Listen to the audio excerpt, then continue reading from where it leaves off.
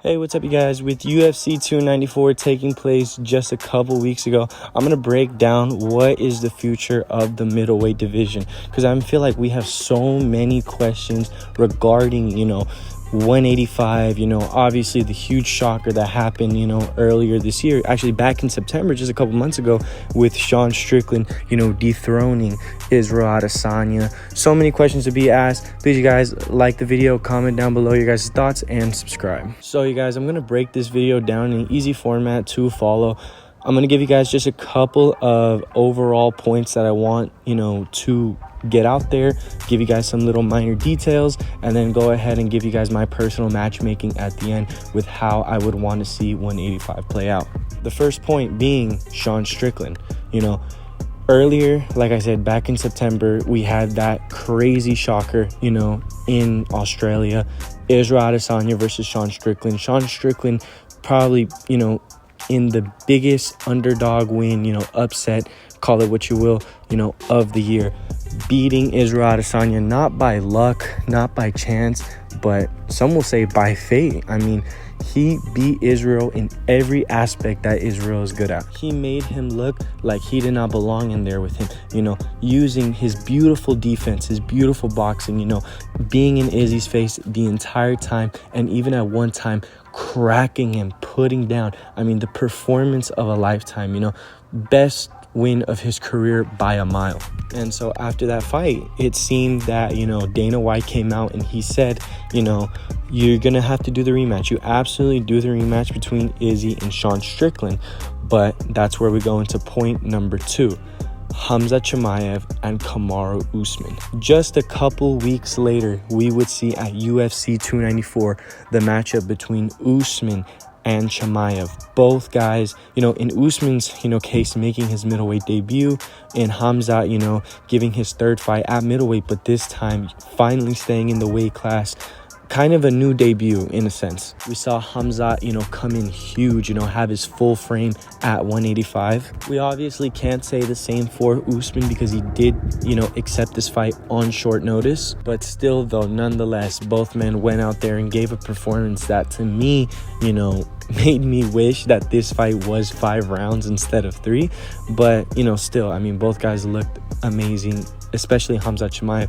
Usman has been in interviews since, saying, he's not as sure, where his future lies, whether it's welterweight, whether it's middleweight, but he did throw out the name Dricus du Plessis. Give me him. So we will cover that too. And interestingly enough, for that fight, Dana said whoever wins this fight will be fighting Sean Strickland for the belt next, just to add more stakes into it. But weirdly enough, when the rankings came out right after, UFC 294, literally that Tuesday, they had Khamzat Chimaev at the number 9 spot in the rankings.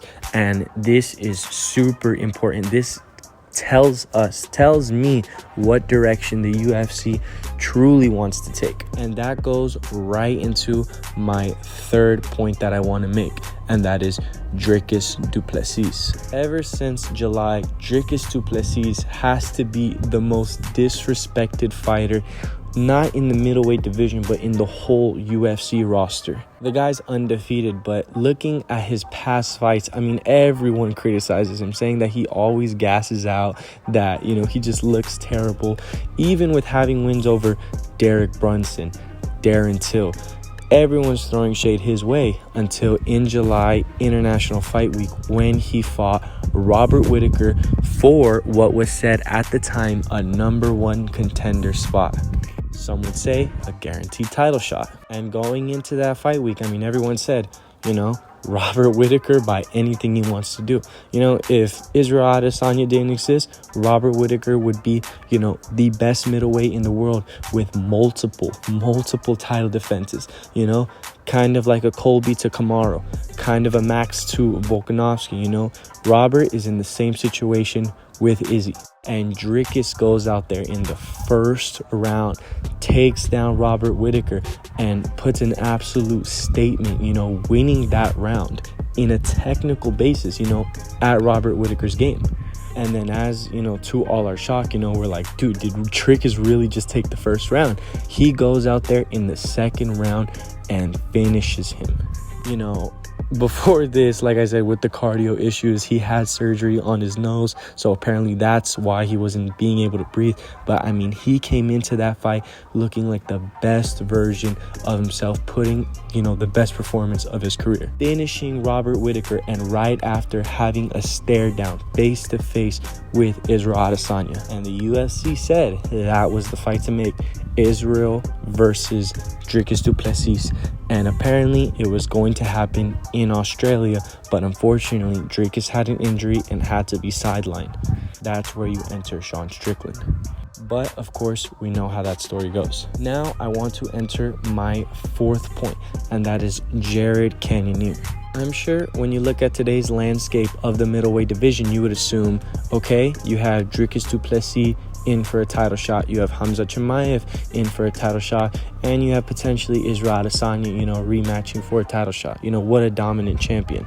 But people do forget the name Jared Cannonier. Ever since challenging for the belt and, losing to Israel Adesanya, he has gone back into the win column with getting back-to-back wins, absolutely putting a beating on Marvin Vettori. And before that, a razor-close decision to now champion Sean Strickland. I mean, one would absolutely have to assume that you throw the killer gorilla into that conversation. Then we go into my fourth and final point, and that is Paulo Costa. I feel as if many people don't take Paulo Costa serious these days. Maybe that's, all the memes and stuff he posts on Twitter. Maybe it's, the lack of, activity. Or maybe it's the fact that, he does pull out of a lot of his fights. Nonetheless, Paulo Costa is a massive star, not only in the middleweight division, but in the whole UFC. Forget all the stuff that we say about Costa. I mean, every time he fights, we watch. He has been that guy, he's been the guy that the UFC looked at as the next best thing. He's been the undefeated guy with the finishes, that war he had against Yoel Romero, the title fight against Izzy. He has had big moments in the UFC, and it looked like he was starting to get back on track with things after his fight with Luke Rockhold, when he had one of the best fights of last year against, the former champion Luke Rockhold. I mean, with Rockhold being so tired and, talking all that smack to Paulo Costa, going back and fighting him. I mean, that was such a fun fight from last year. And I remember so many people were high on Paulo Costa after that fight. And man, oh man, it just sucks that he had to pull out of the Hamza Chimaev fight. But looking back at it, I mean, he had a serious, nasty staph infection, so it's absolutely necessary for that to happen. But I mean, what goes on with him? He's still in the rankings. Paulo Costa is still number 6 in the world, and coming off that win over Luke Rockhold, you gotta assume, he still has momentum on his side. Then of course, now we go into the final spot, which is probably the funnest one to make, and that is the matchmaking. Now, I'm just gonna give you guys generally what I'd like to see. I'm not gonna go ahead and matchmake everyone and their mother. And of course, we have to start out with the championship. Obviously, on one side we have, the new undisputed champion of the world, Sean Strickland, and on the other side we have 4 potential names that can take that spot up. One of them being, the former champion Israel Adesanya, arguably one of the greatest middleweights of all time. You have to have him in that mix.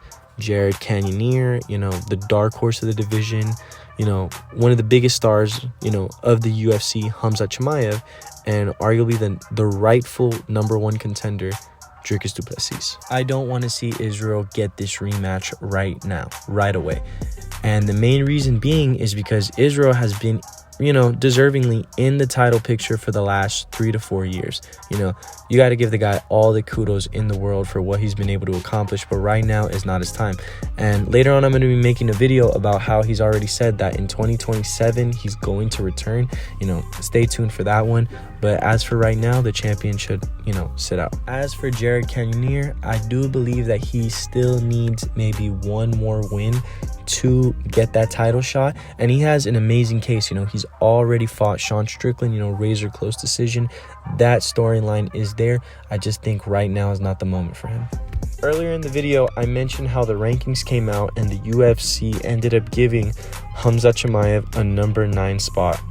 To me, that says that Khamzat Chimaev will not be getting the next title shot, because if, the UFC wanted to put him right in that next fight, they would have thrown him in the top 5, because it is very rare that we do see someone outside of the top 5, let alone the top 3, get a title opportunity. It goes to show you that they might be giving him, just one more fight before he takes that fight. Not to mention the guy just got a hand injury and might have to sit out for a little bit longer. So to me, that leaves only one person, and that has to be the rightful number 1 contender, Dricus du Plessis.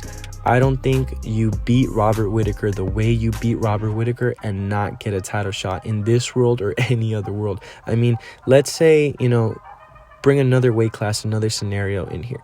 If you would have thrown Ilya Topuria in there against Max Holloway and he starches Max Holloway in the 2nd round, he would have automatically fought Volkanovski, no questions needed. So for that very reason, we need to see Dricus du Plessis versus Sean Strickland. It's new blood in the title picture. It's the fight that needs to happen, and it's a very interesting fight. I feel like it's very 50-50. It could go, 2 ways. After seeing what Dricus was able to do to Robert Whittaker and seeing what Sean Strickland did to Israel Adesanya, I mean, who knows really how this fight could play out. So for my money, that's the next fight to make. Then we go into the second fight I want to see. Khamzat Chimaev should fight another top contender, before he fights a title shot.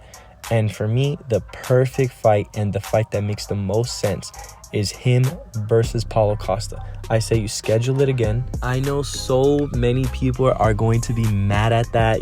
They don't want to see Paulo Costa ever be booked again in a high-profile fight, because they think he's going to pull out. But man, number 6 versus number 9, Paulo Costa is the one with the ranking, and it makes sense. It's a big, massive fight that you could put on. Right after that, throw Khamzat, for the title shot, it just makes all the sense in the world to do it. And for Paulo Costa, same thing. He beats Khamzat Chimaev. Look at the momentum that Khamzat just made going off of UFC 294 against Usman. I mean, it makes all the sense in the world. It made sense, before 294 because you're giving Khamzat, a top 10 ranking. And it makes even more sense now with him being 6, the other guy being 9. Make it happen. The next fight, personally, I would like to see is one more for the hardcores than it is for the casuals, and that is none other than 2 legends in the game in Robert Whittaker versus Kamaru Usman. I've already said in the past that if you're gonna keep Usman at 170 and you're not gonna have him fight, I guess big name veterans such as Wonderboy, I mean, there's no point in really having him at welterweight anymore. And now that he's at middleweight, of course I want to see him fight these top contenders such as Khamzat, such as Dricus du Plessis. But for me, the fight that I want to see the most is against another big name veteran in Robert Whittaker, a guy that has had the world title before, a guy that is, very much still, a top middleweight. And I mean, man, that fight is such a banger. I honestly don't know who would take it. I would maybe lean towards Robert, but if Usman puts on the good frame, a good size for middleweight, I could see him taking that fight as well. It's just all around an awesome fight to make, not just, for the fans, but for both those guys. It just makes all the sense in the world to put them and match them up together. Now, the only guy left out in this whole equation is Jared Cannonier. I mean, what do you exactly do with him? I don't want to see him take a step back and fight, a contender coming down that's coming off a loss, such as Roman Dolidze. They did match, those guys up together, and to me, it made absolutely no sense because it's like the dude is coming off a loss, and now you're giving him Jared Cannonier that has so much momentum. It makes no sense in the world. But now we do know that Roman Dolidze will be taking on Nasruddin Imavov on the China card, Shanghai. I believe it's December 9th, and I would say that for that fight, the winner of that fight should fight Jared Cannonier, because now whoever wins that fight is coming off momentum.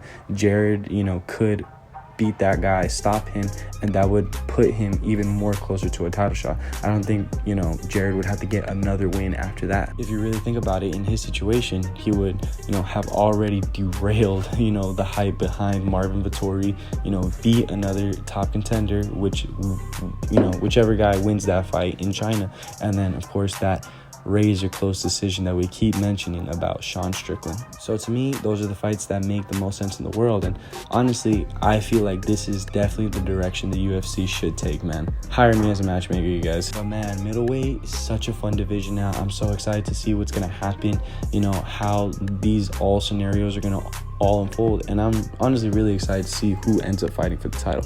I really hope it's Dricus du Plessis, but in the scenario that it's not, I mean, we're still given such good fights with whoever they decide to go with. But yeah, if you guys liked the video, please, you guys, comment down below and hit the thumbs up. It really supports the channel. You guys, please subscribe, share this to all your MMA friends, and yeah, we'll catch you guys later. Peace.